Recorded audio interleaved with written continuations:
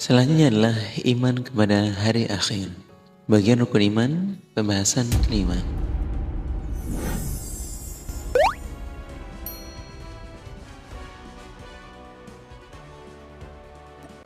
Kita wajib beriman kepada hari akhir yang akan terjadi pada suatu saat di mana seluruh alam raya ini akan hancur. Kemudian seluruh makhluk akan binasa. Setelah itu, mereka akan dibangkitkan kembali dari alam kubur dan dikumpulkan di suatu tempat di padang mahsyar untuk dihisab dan ditimbang amal kebajikannya maupun amal kejelekannya. Kemudian dimasukkanlah ahli surga ke dalam surga dan ahli neraka ke dalam nerakanya Allah. Sebagaimana tersebut secara lengkap di dalam Al-Quran dan Al-Hadis yang diantara lain adalah dalam surah Ghafir ayat 59. A'udzubillahi minasyaitonirrajim. Bismillahirrahmanirrahim. Inna as-sa'ata la'atiyatun la raiba fiha walakinna aktsaran nasi la yu'minun. Surah Ghafir ayat 59. Artinya, sesungguhnya hari kiamat pasti akan datang. Tidak ada keraguan tentangnya, akan tetapi kebanyakan manusia tiada beriman. Berikutnya di dalam surah Al-Mursalat ayat 7 sama dengan 15. Bismillahirrahmanirrahim. Innama tu'aduna lawaqi' fa idzan nujumu tumisat wa idzas samaa'u furijat wa idzal jibalu nusifat wa idzar rusulu uqitat li ayyi yawmin ujjilat li yawmil fasl wa ma adraka ma yawmul fasl wailun yawma idzil lil mukadzibin. Surah Al-Mursalat ayat 7 sampai dengan 15. Artinya sesungguhnya apa yang dijanjikan kepadamu itu pasti terjadi. Maka apabila bintang-bintang telah dihapuskan, dan apabila langit telah dibelah, dan apabila gunung-gunung telah dihancurkan menjadi debu, dan apabila rasul-rasul telah ditetapkan waktu mereka, niscaya dikatakan kepada mereka, sampai hari apakah ditangguhkan mengazab orang-orang yang tidak beriman itu? Ialah sampai hari keputusan. Dan tahukah kamu apakah hari keputusan itu? Ialah kecelakaan yang besar pada hari itu bagi orang-orang yang mendustakan. Kemudian dalam surah Al-Hajj ayat 7 disebutkan, Bismillahirrahmanirrahim. Inna as-sa'ata atiyatun la raiba fiha wa anna Allaha yab'atsu man fil qubur. Surah Al-Hajj ayat 7. Artinya dan sesungguhnya hari kiamat itu pastilah datang. Tidak ada keraguan padanya dan bahwasanya Allah membangkitkan semua orang yang ada di dalam kuburan. Berikutnya dalam surah Al-Imran ayat 25 disebutkan, Bismillahirrahmanirrahim. Fakaifa idza jama'nahum liyaumin la raiba fihi wa wufiyat kullu nafsin ma kasabat wa hum la yuzlamun. Surah Al-Imran ayat 25. Artinya bagaimanakah nanti apabila mereka kami kumpulkan di hari kiamat yang tidak ada keraguan tentang adanya dan disempurnakan kepada tiap-tiap diri balasan apa yang diusahakannya, sedang mereka tidak dianiaya atau tidak dirugikan. Selanjutnya dalam surah An-Naml ayat 83 menyebutkan, Bismillahirrahmanirrahim. Wa yawma nahsyuruhum min kulli ummatin fawjam mimma yukadzibu bi ayatina fahum yuza'un. Surah An-Naml ayat 83.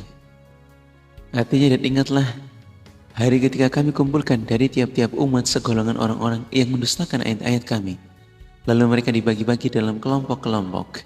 Kemudian dalam surah Al-Anbiya ayat 48 disebutkan, Bismillahirrahmanirrahim. Wa nadha'ul mawazina bil qist li yaumil qiyamah fala tudlamu nafsun syai'an wa in kana mithqala habbah min khardalin ataina biha wa kafa bina hasibin. Surah Al-Anbiya ayat 48. Dan kami akan memasang timbangan yang adil pada hari kiamat, maka tiadalah dirugikan seseorang barang sedikit pun, dan jika amalan itu hanya seberat biji sawi pun pasti kami mendatangkan pahalanya, dan cukuplah kami sebagai pembuat perhitungan. Kemudian dalam surah Al-Zilzalah ayat 6 sampai dengan 8 disebutkan, Bismillahirrahmanirrahim. Yawma idzi yasdurun nasu ashtatan liyaraw a'malahum faman ya'mal mithqala dzarratin khairan yarah wa man ya'mal mithqala dzarratin syarran yarah.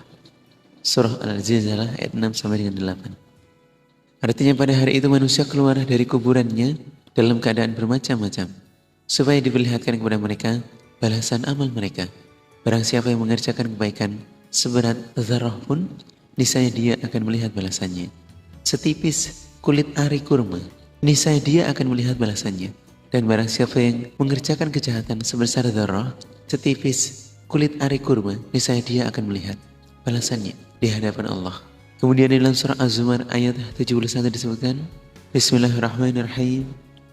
وسيق الذين كفروا إلى جهنم زمرا حتى إذا جاءوها فتحت أبوابها وقال لهم خازنتها ألم يأتكم رسل منكم يتلون عليكم آيات ربكم وينذرونكم لقاء يومكم هذا قالوا بلى ولكن حقت كلمة العذاب على الكافرين. Surah Az-Zumar ayat 71. Artinya, dan orang-orang yang tidak beriman digiring ke dalam neraka Jahannam berombong-rombongan, sehingga apabila mereka sampai ke neraka itu, dibukakanlah pintu-pintunya dan berkatalah kepada mereka penjaga-penjaganya, apakah belum pernah datang kepadamu rasul-rasul di antaramu yang membacakan kepadamu ayat-ayat Tuhanmu, yang memperingatkan kepadamu akan pertemuan dengan hari ini? Mereka menjawab, benar, telah datang, tetapi telah pasti berlaku ketetapan azab terhadap orang-orang yang tidak beriman. Kemudian di dalam surah Az-Zumar ayat 73 disebutkan, Bismillahirrahmanirrahim. Wasiqal ladzina taqaw rabbahum ilal jannati zumara hatta idza ja'uha wa futihat abwabuha wa qala lahum khazanatuha salamun alaikum tibtum fadkhaluha khalidin. Surah Az-Zumar ayat 73. Artinya, dan orang-orang yang bertakwa kepada Tuhan dibawa ke dalam surga berombong-rombongan, sehingga apabila mereka sampai ke surganya Allah, sedang pintu-pintu telah terbuka dan berkatalah ke mereka penjaga-penjaganya, kesejahteraan dilimpahkan atasmu, berbahagialah kamu, maka masuklah surga ini sedang kamu kekal di dalamnya. Semua ayat-ayat di atas menunjukkan bahwa hari kiamat, bahwa hari akhirat, bahwa hari saban itu pasti akan kita jalani, dan kita akan berkumpul di padang mahsyar dan bertemu pada tempat yang telah dijanjikan oleh Allah, ialah di surga, dan apabila tidak beriman, ialah di dalam neraka-Nya Allah.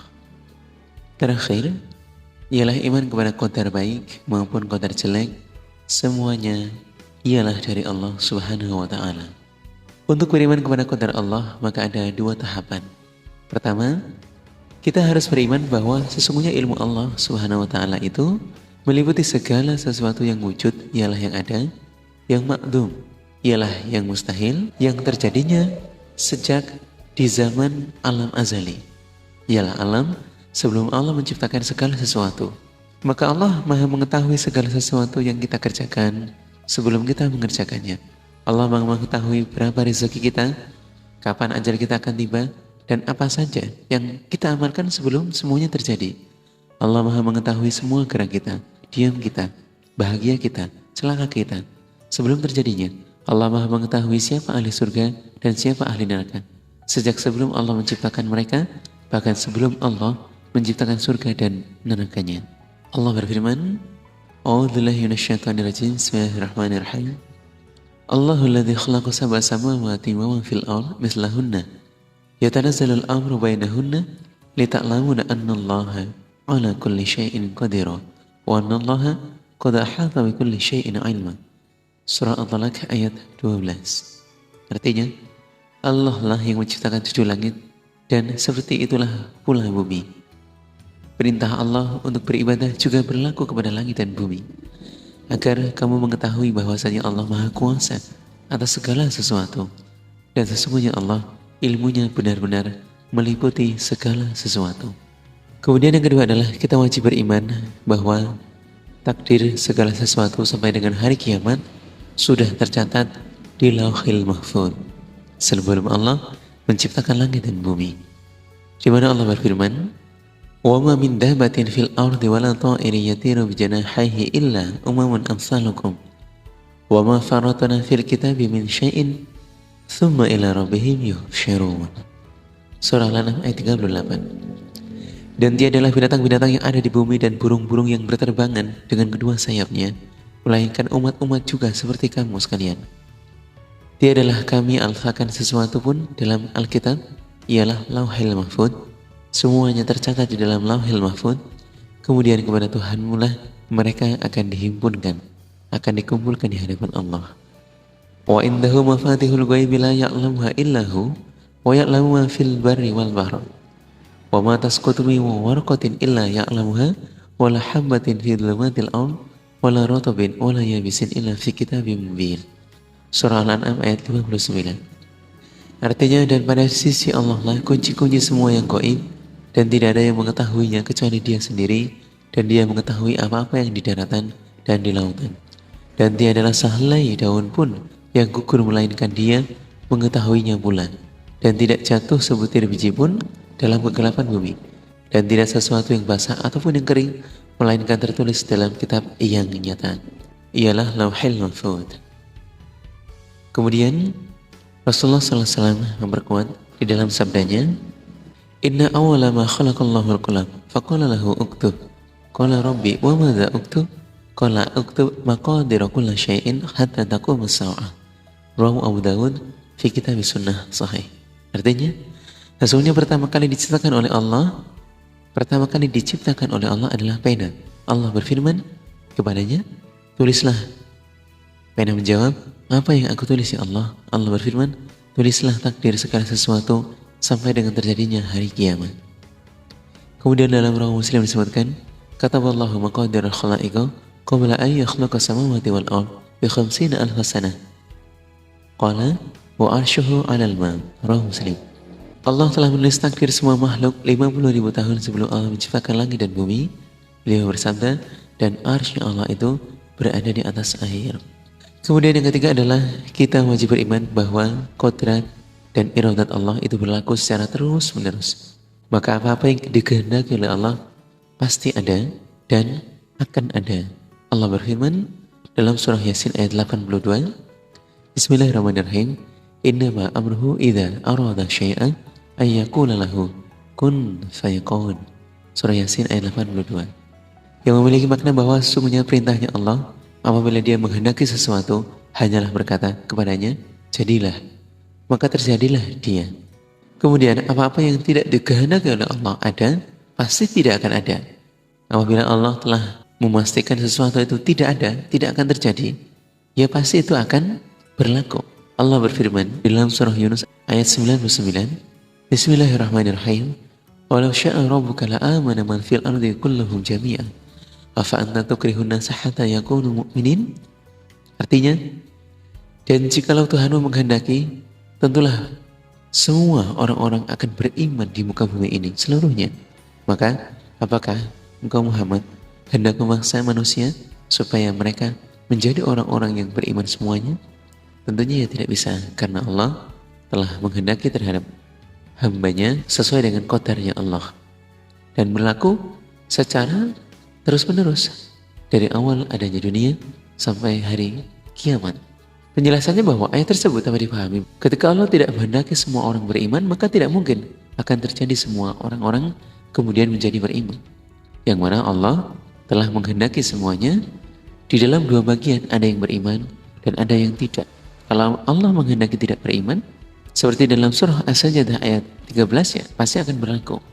Ialah berbunyi Bismillahirrahmanirrahim, Walau syi'na la'atayna kulla nafsin hudaha walakin haqqal qawlu minni la'amla'anna jahannama minal jinnati wan nasi ajma'in. Surah As-Sajdah ayat 13. Artinya, dan kalau kami menghendaki niscaya kami akan berikan kepada tiap-tiap jiwa petunjuk baginya, akan tetapi tetaplah ketetapan dariku, sesungguhnya akan aku penuhi neraka jahanam itu dengan jin dan manusia bersama-sama. Ada sebahagian yang menghuni surga dan ada sebahagian yang menghuni terhadap nerakanya Allah. Kemudian yang keempat, kita wajib beriman sesungguhnya Allah itu adalah yang menjadikan segala sesuatu. Maka dialah yang telah menjadikan tiap-tiap yang beramal dengan amalannya, tiap-tiap yang bergerak dengan gerakannya, tiap-tiap yang diam dengan diamnya. Bahkan tidak ada sekecil apapun yang ada di langit dan di bumi kecuali Allah Subhanahu wa Ta'ala yang menciptakannya, dan Allah pula yang menciptakan gerakannya dan diamnya, yang tiada pencipta melainkan Dia dan tidak ada Tuhan melainkan Dia. Allah berfirman, Bismillahirrahmanirrahim, Badi'us samawati wal ardi anna yakunu lahu walad wa lam takul lahu sahibah wa khalaqa kulla syai'in wa huwa bikulli syai'in alim. Surah Al-An'am ayat 101. Artinya Dia pencipta langit dan bumi, bagaimana Dia mempunyai anak padahal Dia tidak mempunyai istri. Dia menciptakan segala sesuatu dan mengetahui segala sesuatu. Dalam surah Al-Qamar ayat 49 disebutkan, Kulla syai'in khalaqnahu biqadar. Artinya, sesungguhnya kami menciptakan segala sesuatu menurut qadar. Kemudian dalam surah Al-Ahzab ayat 38 disebutkan, Maka na'ala nabi bin haraj fima faradallahu lahu sunnatullahi fil ladzi khala min qabl wa kana amrullahi qadaran maqdura. Artinya, tidak ada sesuatu keberatan pun atas Nabi tentang apa-apa yang telah ditetapkan oleh Allah baginya. Allah telah menetapkan yang demikian, sebagaimana sunnahnya, pasti Nabi akan mengikuti dan menerima terhadap ketentuan qadar dari ketetapannya Allah. Sebagaimana sunnah-sunnahnya terhadap sunnah-sunnahnya pada nabi-nabi di zaman dahulu. Dan Allah telah menetapkan ketetapannya, itu sesuatu ketetapan yang pasti berlaku. Dan apabila Allah menetapkan terhadap segala sesuatu, maka ketetapan itu pasti akan berlaku. Hal itu membuktikan bahwa dengan memahami 4 hal seperti tersebut di atas, maka kita wajib beriman bahwa qadar, baik qadar yang jelek maupun qadar yang menimpa diri kita, semuanya datangnya dari Allah Subhanahu wa ta'ala. Kita berdoa kepada Allah, ya Allah, kami memohon kepadamu kesehatan, penjagaan terhadap kehormatan diri, amanah, budi pekerti yang baik, dan ridho terhadap qadarmu. Dan ya Allah, jadikan kami pemimpin di dalam kalangan orang-orang yang beriman. Alhamdulillah, jazakumullah khairan.